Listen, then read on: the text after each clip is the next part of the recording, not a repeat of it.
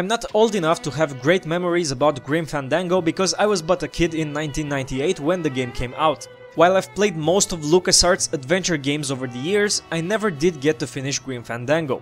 Sure, I've played it here and there, but somehow I never got to sit and really commit to it. Looking back now, I'm really angry with myself because this game really deserved the praise it got over the last 15 years. Usually it would be really hard to review a game that's so old, but I was surprised at how well Grim Fandango actually holds up. While the graphics only got minor improvements and only the controls are actually new, this game feels as fresh as it must have felt when it came out. At first I was a little bit disappointed by the fact that Double Fine didn't actually spend the time to redraw or re-render the backgrounds of the game, but after the first few minutes I forgot all about that. Yes, the game is still rendering the scenes in glorious 640 by 480 resolution, but the original work was so great and it's not an issue when played on a big screen from a few feet away. So how is this a remaster? Well, all the 3D models in the game got a proper new coat of paint. Each and every character and 3D object in the game is now rendered at full 1080p with remade textures, smooth edges and new lighting and shading effects.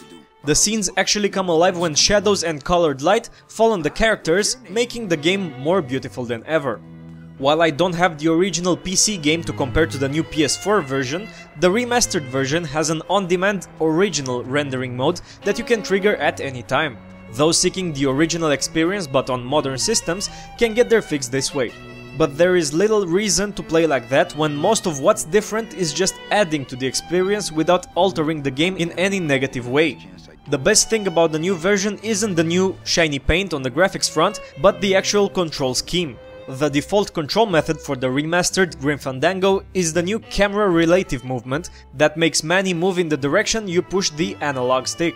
Those who still wish for tank controls are in luck because that's still in the game, along with a special trophy for finishing it using the option. Although I haven't played the new version on PC, I've heard that the new point and click option is the way to go on that platform, blowing any other control schemes out of the water. A similar option is available also on the PS Vita, with touch input being converted to mouse clicks. So what else is new? Well, for those who already know the game in and out, there's a lot of value in replaying the whole story with the developer commentary track active. Each scene has at least one commentary trigger which offers insight about different aspects of the game. These were recorded by Tim Schafer and members of his old team at LucasArts and offers a look behind the scenes of making this awesome game. As you can see, I played the whole game in 4:3 aspect ratio, but there's also an option to stretch the view to full 16:9. I do not recommend this mode because it ruins the whole look of the game. Just stick to the original square view. Oh, and don't forget to save the game before you quit because there are no autosaves. Now that I've covered most of what's new or different in the remastered version, let's talk a little about the game itself. Grim Fandango is regarded as one of the best adventure games ever released. This is one of the most atmospheric, funny and well-written games you will ever get the chance to play. Manny Calavera's noir-inspired adventure is a classic and one that won't get out of style anytime soon. The dialogue in this game is so witty, with lots of subtle jokes and double entendres, that you'll want to hear everything that the characters have to say. You also have to pay a lot of attention to what they are saying, because this is a game that doesn't hold your hand. Most of the puzzles in the game don't have an obvious solution, and you can only figure out some of them by talking to all the characters, examining each and every object you encounter, and sometimes taking a few leaps of faith. There's also no integrated hint system available.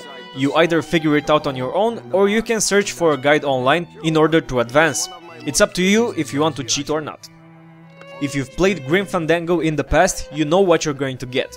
It's the same game, but with a few additions that actually make this masterpiece even better. Purists still have the original way of playing, with the old controls and graphics, and newcomers are in for a treat. I was especially touched by the characters in this game and hope that fans, new and old, will give this version a fair shot. I'm going to rate this remaster with a 9 out of 10 just because I was expecting better, higher detailed backgrounds and an autosave feature. Of course, this game is still almost perfect and should not be missed by any adventure game enthusiasts.